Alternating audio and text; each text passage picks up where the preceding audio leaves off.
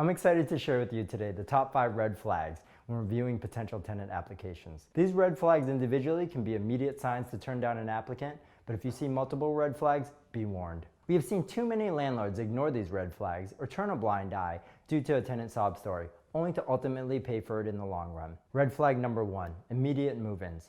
Most people plan in advance when moving into a house. Someone looking to move into your house immediately might sound great and be really tempting, as your property might be vacant, but you want to be cautious of immediate move-ins, as it could be the result of an eviction, bad landlord relationships, or not being able to be approved anywhere else. Red flag number 2, tons of move-in contingencies.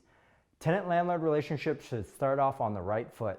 When you have a tenant asking, or worse yet, demanding for repairs, renovations, or other contingencies before they move in, this is going to be an indicator of the type of tenant they will be. Imagine a tenant who complains about minor scratches, repairs, or asking for tons of things. Think about how needy they might actually be when they move in. Red flag number 3, no social security number or credit report or no cosigners. No social security number means no credit report to base their financial ability to pay on time.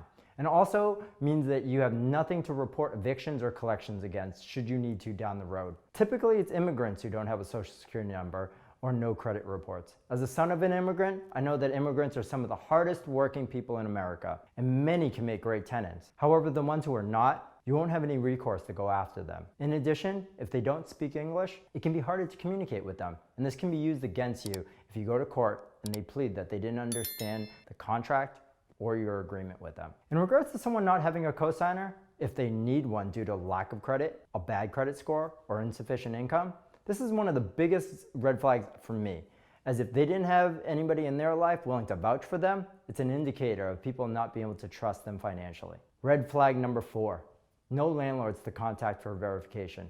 I personally call the past 2 landlords.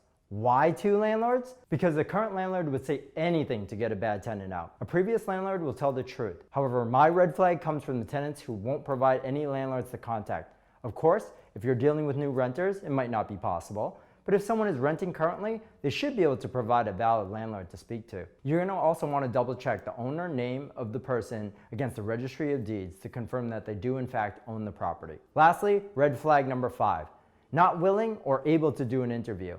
We interview every prospective renter to build a relationship, ask questions, and get to know them.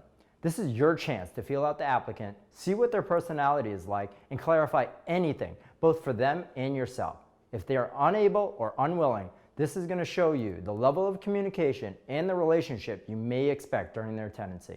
These are the top 5 non-financial red flags when reviewing a tenant application. They should be considered in addition to the financial red flags, in which I cover in a different video. You've reached the end of this video, and you are now one step closer to becoming the landlord that you want to be. With easy to follow guides and self-paced exercises crafted from decades of experience, you're sure to learn everything you need to know and nothing that you don't. Check out the description for more details.